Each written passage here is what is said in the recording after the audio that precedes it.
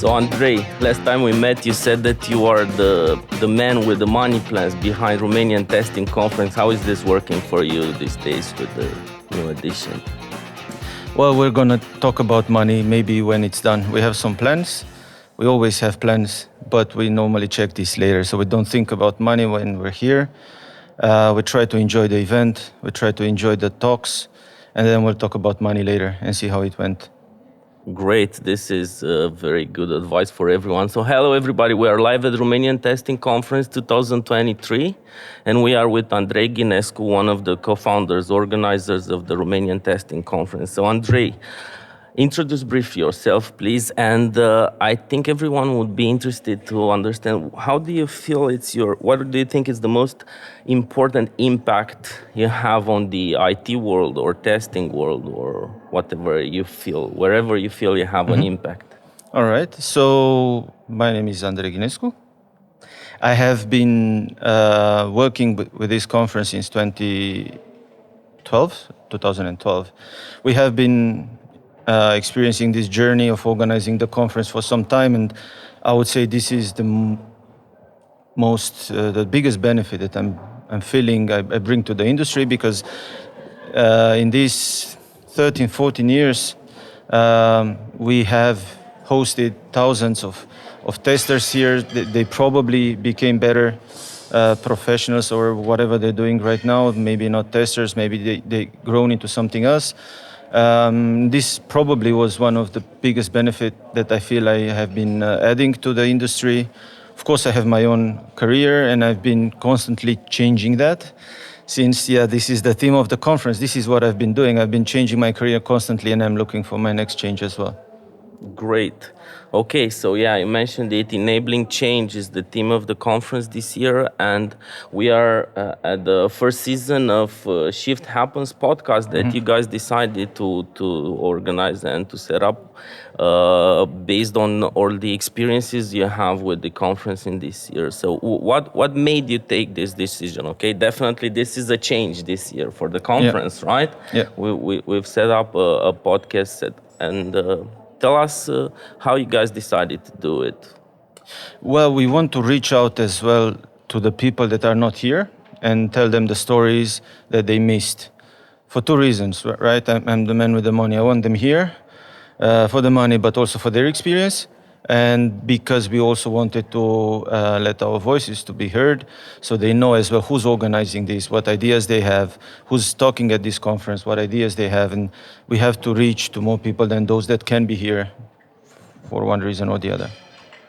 Is it also because we are trying to help people being multitasking these days? I mean, I'm not a fan of multitasking. I'm doing it. I know sometimes can be against your productivity, but people are doing this these days, multitasking, and they are combining podcasts with other activities. Have you thought about this? I'm really bad with multitasking. So people that know me know that once I'm concentrated at something, even if they try to talk to me, I have issues being able to listen or do something in parallel. So no, maybe not multitasking, but it would be interesting for them to find out maybe a more personal thought from people over here about themselves, about changes they've been through. Yeah, totally agree with that. Okay, what I want to do next is get a bit deeper in your career, and of course in the context of change and enabling change and how shift happened for you. So I know you've been a developer, then you've been a tester, then you've changed again your career. What can you tell us? What is your personal story about changing and career growth? Well, change can be motivated by many things. I started as a developer, and first 2 months were incredible for me. And then I got really bored. I thought, okay, this is really boring, and I need something else. And everybody was telling me, okay, it's not the right choice to make, because being a developer is so much cooler and it will be worthwhile in the long term. But I didn't know that I want to be a tester. I just knew that I need to do something else. So this is how I started testing. I started testing, my testing career, and I got an opportunity very early to change even that and go to performance testing, which was a little bit in between a tester and a developer. And then I picked that one because it sounded really, really interesting. And I deep dived into that. I was working like really long shifts because I liked it, not because I needed to. And I worked that a while. And then I have been attracted in doing team management because I had a different drive then. I hated the way that my team leads were doing the team management. And I wanted to show that I can do it differently. So then I said, okay, I want to do this to prove myself first that it can be done differently. So this is how I started the team management. And then the next change was that I felt, okay, I'm limited just doing team management. Because every time it was about money, I was feeling handicapped and I was afraid to deal with money. And it was a change out of fear to walk into fear. Let me try that. I still remember when I signed my first PO, it was 20,000 euros. I was scared. My hands were shaking. I did the sign, and nowadays I'm doing much more and I don't feel the same. But I had to make this move. I had to learn about how to deal with money, and it was my next change. And then it was project management, and then it was bid management, and it was a different thing. How can I influence others to believe my stories? And then that's how I started doing a little bit of sales. And yeah, from place to place, then I've done some operational management, and I'm doing some product development. So I think for me, change is constant because I either like something more than what I'm currently doing, or I'm curious about learning something else that I'm doing, or because I'm afraid of staying put in whatever I'm doing. Yeah, you just mentioned one of the quotes from Romanian Testing Conference chairperson Lena that says that the only thing that is constant is the change, right? There's nothing wrong about change. We shouldn't be afraid about it.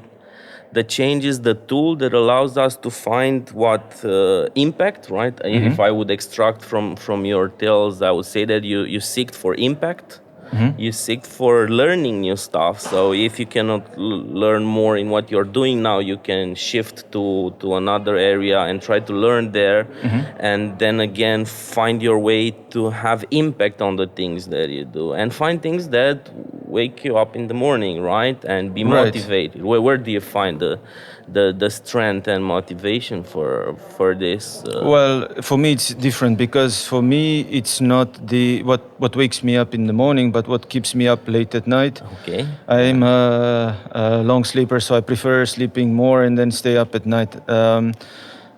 But for me, new ideas, new projects, places where you can use your creativity to create something, a new product, for example, or a new offering, or even creating a story for a product that you're trying to sell. It's something interesting. And then it keeps me up when I don't know how to do it. It also keeps me up when I have a new idea on how to do it. But motivation is not always having a positive route, in my opinion. Indeed. Motivation is like the sum of all your feelings, not all your thoughts, to get from point A to your target in point B. So I'm sometimes driven. Thoughts are against you, right? Yes. Sometimes thoughts can stop you. So that's why you have to shift the way you feel. And So it's not uncommon that your motivation could be at some point fear or concern or uncertainty, and you have to accept it. And sometimes I'm even driven by this, and it's very natural. So we have to accept that, the final destination or point B, we have to have a logical process. Is that the place where I want to be?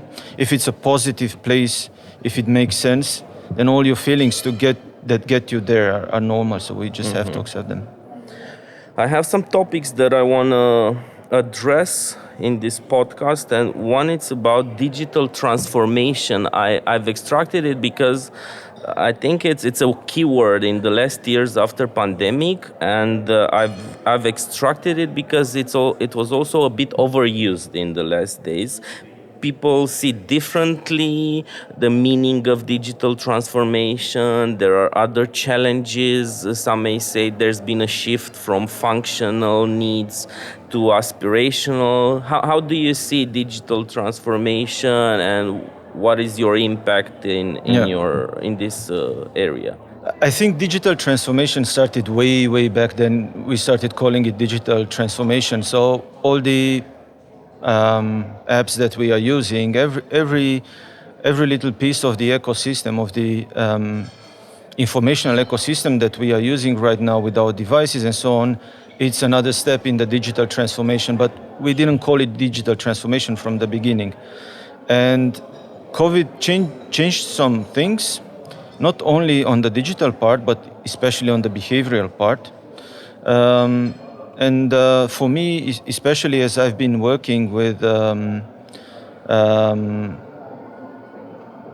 digital transformation product, it has been quite a change. I'm currently working with digital workplaces, and the digital workplace is the sum of everything you need to be productive or efficient. Yeah.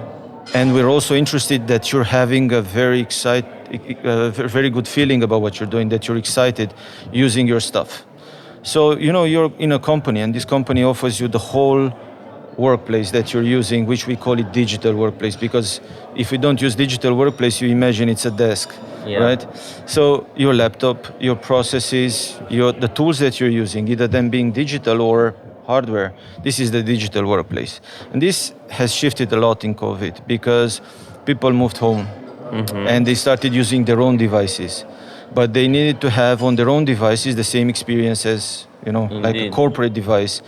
So there has been a change there in terms of how much do we accept, how flexible we are, how can we design the processes so that the user doesn't feel any bump, okay, I'm home, I want to use my Mac to work for work, but Macs are not accepted in my company.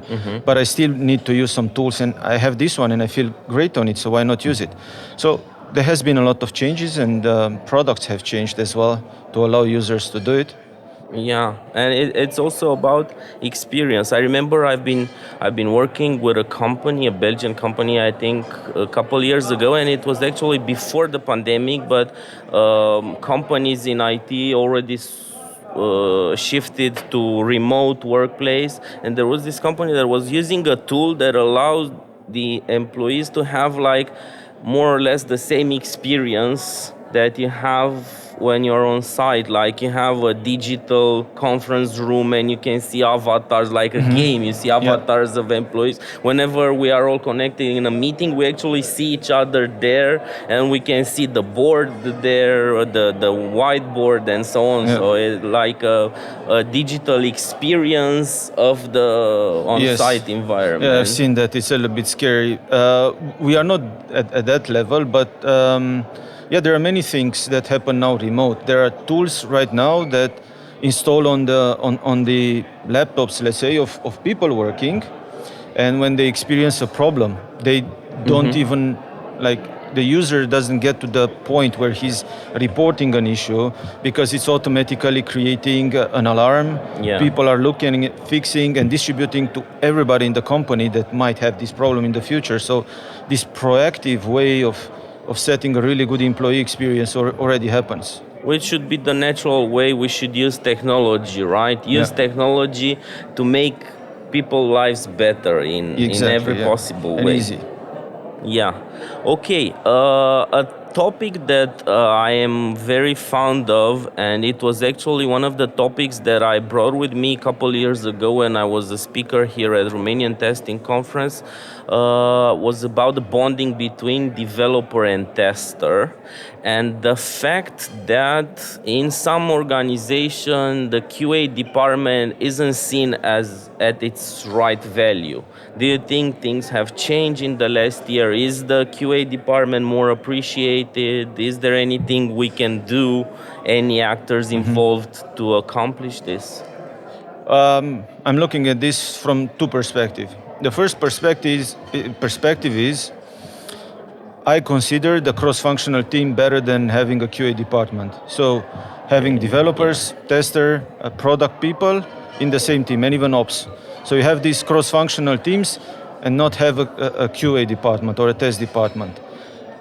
However, you need somebody like a mentor, coach, test manager to take care of the careers of the testers and guide them to their next move, which could be even outside testing world. But I wouldn't keep the testers as a separate unit.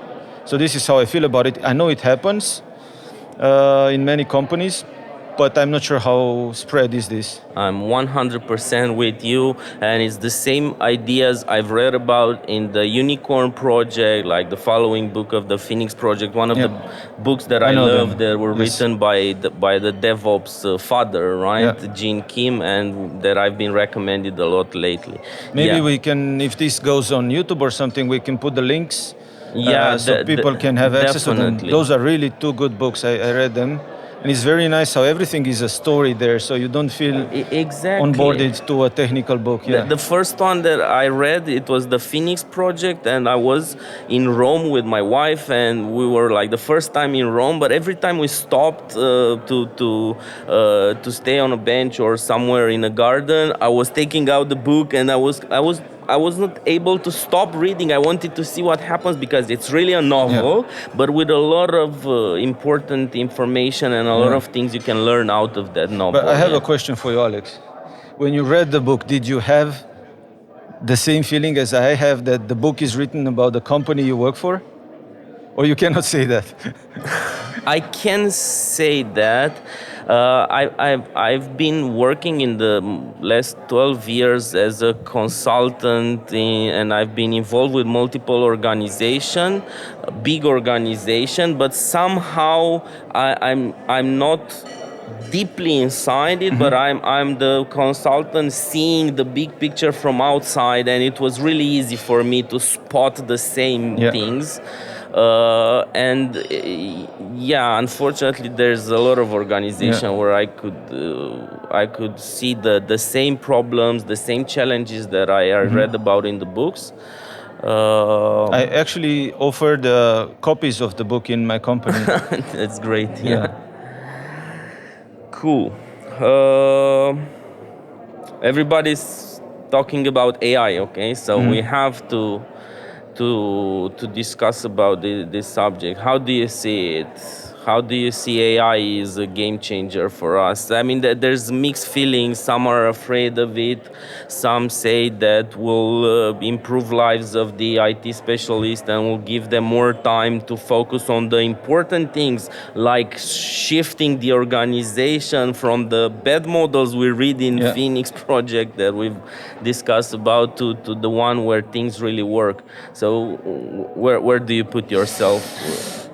Well, I imagine to start with that they had the same conversation in 1986 and 1988 about the web, right? They probably were talking about internet and how this is going to steal the job of the people selling in the shops because everything will be sold online, and the same story goes. But I believe it's a very exciting thing. There will be a great opportunity to develop and have more tailored products, services. I'm constantly thinking about the impact that this has on the design industries, because I've been seeing Midjourney and Photoshop more than ChatGPT that everybody knows, but the amount of content you can create there, it's amazing. It's also scaring at some point, but probably this will come with the regulation. And now we're in a time when everybody has a great opportunity to jump the ship and start learn about it, so they don't complain later that they lost their job about it due to it. Somehow we are sharpening our skills to spot bad content, of good content, real content, and fake content, because we know in the last couple years, fake news, for example, which were written by humans, right, have been spread all over the world. So somehow we are getting ready for this, but AI probably will make a bigger impact than the humans can do in providing fake content. And I can are we imagine. ready for it? Not all of us, but When should we start we are preparing for in the early years in the school? I don't know. We are in a change, right? Like the conference, we are in a change, and the people that are close to technology will adapt first. But we have to think also about the old people. They get their information from traditional media. When AI content will get there intentionally or unintentionally, as deepfakes or things like that, it will be really hard to say, okay, this is fake, this is not, because they have their own trusted source. For us, maybe we will distinguish earlier what's AI content and what's human content. Okay.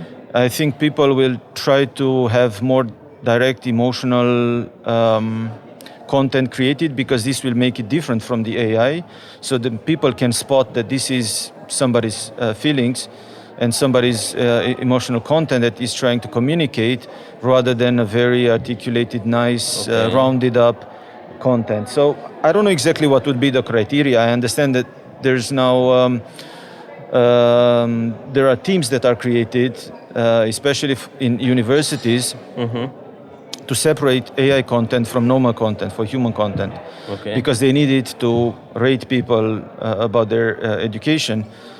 I assume this will happen also in news or other areas. So this is an opportunity for a category of people that are really good with semantics and wording and context to understand and make a difference between them. And funny you should say that. It's actually linked to the last topic that I wanted to tackle, which is, I mean, even though I'm an IT guy for almost 20 years, I'm a human person, and I always try to find what is the human advantages, what are the human skills that makes you a good player in the new game-changing rules, in the new game-changing world. But somehow you've mentioned it, so we'll need this kind of humans around us that will help us separate the fake from the good content. Okay, great.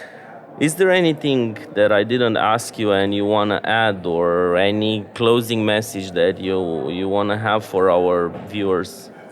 Well, I hope that people start watching this podcast. I think we're going to grow just as we did with the conference, and bring more interesting voices here to be heard, and more interesting topics. I know we have been talking about change generally, and we will probably have more focused discussions and invite more people, and it will grow in terms of quality and in terms of content. So just as with the conference, we will take this to a better and better shape. So follow us, and I think it's going to be quite a nice ride. Thank you, Andrei. It was really great talking with you today. And thank you everyone for watching us. This is Shift Happens, the first podcast organized by Romanian Testing Conference 2023. I'm Alex Mocioi, your host. Watch us on all podcast platforms, Spotify, Apple Podcast, and all the others. Thank you. See you in the next episode.